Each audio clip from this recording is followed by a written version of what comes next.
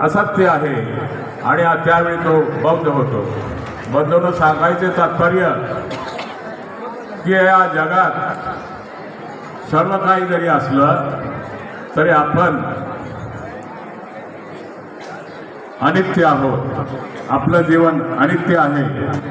एका विद्वानाने म्हटलेलं आहे, भोगानं भुक्त्वा वयमेव भुक्त्वा.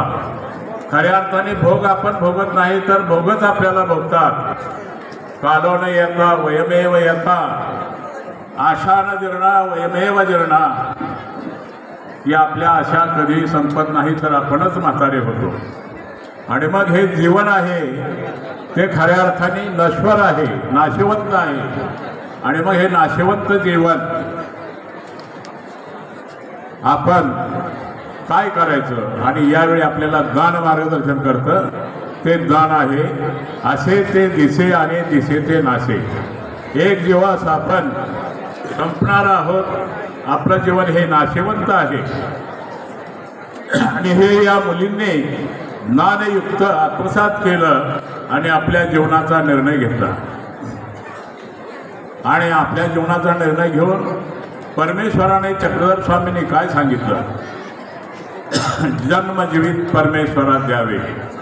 त्यांनी आपलं जीवन परमेश्वराला दिलेलं आहे आणि ते जीवन ज्ञानयुक्त ज्ञान प्राप्त करून दिलेलं आहे.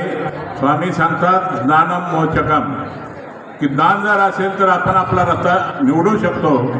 आणि ह्या ज्ञानातून या मुलींनी आपला रस्ता निवडलेला आहे. भगवान कृष्णही सांगतात, नहि ज्ञानेन सदृशम पवित्रम यह विद्यते तत् स्वयं योग संसिद्ध कालेन आत्मनिविंदते. आपणाला मोक्षाप्रती जायचं असेल तर सर्वात जवळचा मार्ग म्हणजे संन्यास. निश्रेय संसिद्धी संन्यासेन अधिगच्छति. तुम्हाला ताबडतोब मोक्ष हवा असेल तर त्यासाठी संन्यास हा अत्यंत जवळचा मार्ग आहे. आणि तो मार्ग अनुसरला, त्या मार्गाने जर आपण चालला तर निश्चितपणे फक्त लवकर संन्यास मिळवण्याचा जवळचा मार्ग, मोक्ष मिळवण्याचा जवळचा मार्ग हा संन्यास आहे. याचा अर्थ आहे की आपण वासनिक भक्ती करत आहोत, आपल्याला परमेश्वर मिळणार नाही का, तर परमेश्वर आपणालाही मिळणार आहे. की कर्मयोग आणि संन्यास योग हे एकाच नाण्याच्या दोन बाजू आहेत. संन्यास हा लवकर परमेश्वर मिळवण्याचा मार्ग आहे आणि संसार हा थोडा वेळाने मार्ग परमेश्वर मिळवण्याचा मार्ग आहे. भगवान श्रीकृष्ण गीतेमध्ये सांगतात, क्षिप्रम भवति धर्मात्मा शाश्वत शांतीम निगच्छति कौंतेय प्रतिजानीहि न मे भक्त प्रणश्यति. हे आपण सर्व एकदा ईश्वराच्या मार्गात आल्यानंतर, भगवद्गीतेचा सूत्रपाठाचा अभ्यास केल्यानंतर, त्या पद्धतीने आपण आपली ज्ञान साधना जीवनभर गेल्यानंतर निश्चितपणे आपण ग्रस्त धर्मीय सुद्धा परमेश्वरापर्यंत पोहोचू शकतात. अशा प्रकारचं ही संहिता तत्वज्ञान भगवद्गीता आणि ब्रह्मविद्येने सांगितलेलं आहे. आणि अशा पद्धतीनं या मुलींनी संन्यास धर्माकडे पदार्पण केलेलं आहे. ज्यांना कळलेलं आहे, त्यांना समजलेलं आहे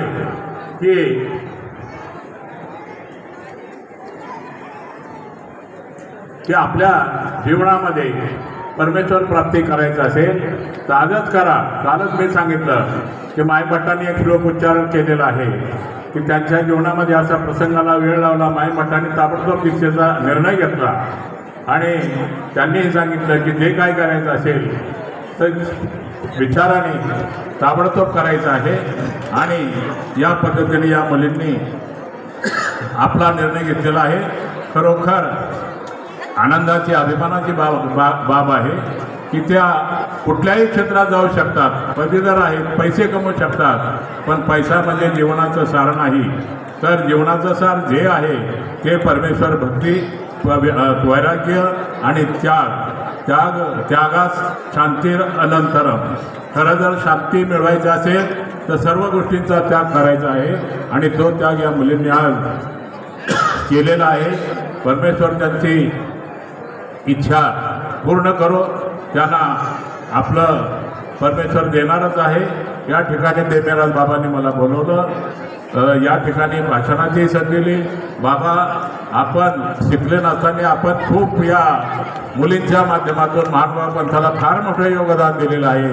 आपले अभिनंदन करतो, धन्यवाद देतो आणि माझे विचार करतो। धन्यवाद बाबाजी।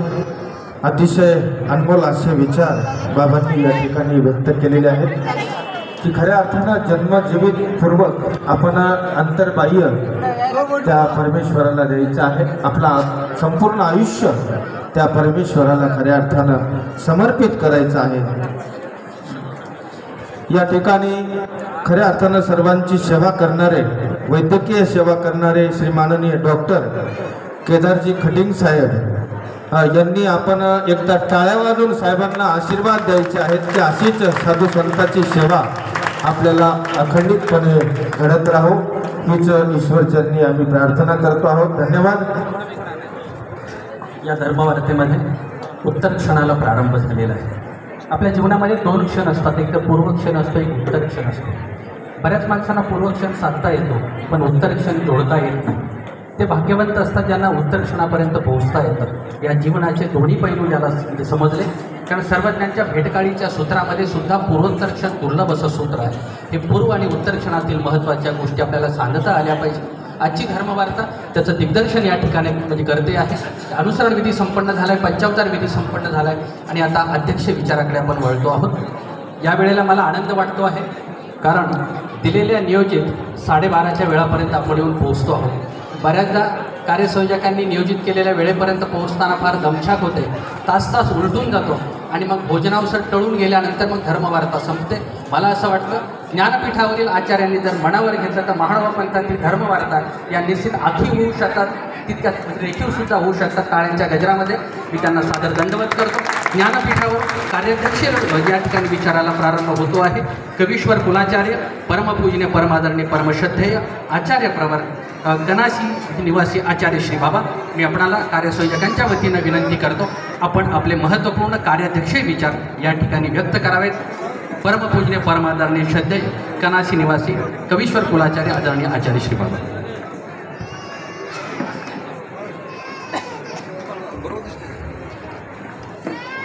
संन्यास दीक्षा विधी समारंभ, पंचावतार महार महोत्सव आणि अपूर्व भेटकाळ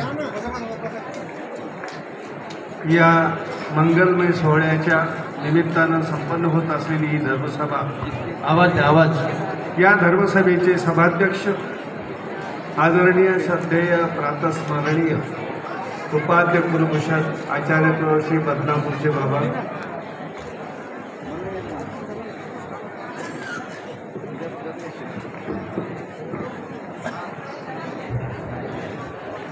उभय सिंधू पारिमांडल्य कुलाचार्य आदरणीय श्रद्धेय आचार्य प्रवर श्री क्षेत्र गायत्रादेव आणि जळगाव निवासी नागपूरकर बाबा, पंचपृष्ठ प्रबोधन परिषदेच्या माध्यमातून संपूर्ण महाराष्ट्रातील जनतेला गीतेच्या ज्ञानाच्या माध्यमातून पंथाला लालाभूत ठरलेली जी संस्था, त्या संस्थेचे अध्यक्ष आदरणीय श्रद्धेय बुलढाणा तथा श्री क्षेत्र गायत्रादेव निवासी आचार्य प्रवर श्री लोणारकर बाबा,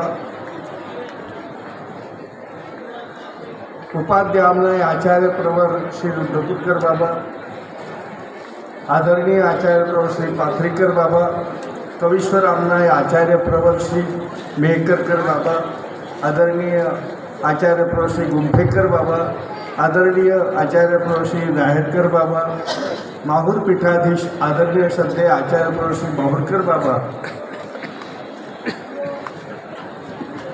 आणि हो आता ज्यांनी आपले विचार व्यक्त केले ते कवीश्वर कुलाचार्य श्री क्षेत्र फलटण निवासी श्रीकृष्ण देवस्थान संस्थानचे अध्यक्ष आणि अखिल भारतीय महानुभाव परिषदेचे अध्यक्ष आदरणीय श्रद्धेय आचार्य प्रवर, एकदम पाठीमागे असतो अनावधानाला लक्ष देणं, आचार्य प्रवर श्री विद्वांस बाबा, त्याचप्रमाणे आदरणीय श्रद्धेय कवीश्वर कुलाचार्य आचार्य प्रवर श्री क्षेत्र अमरावती निवासी आचार्य प्रवास श्री कारंजीकर बाबा, आदरणीय सध्या आचार्य प्रवास श्री पाथरीकर बाबा, आदरणीय सध्या आचार्य प्रवास श्री दुतोंडे बाबा, आदरणीय सध्या आचार्य प्रवास श्री तेलारकर बाबा आणि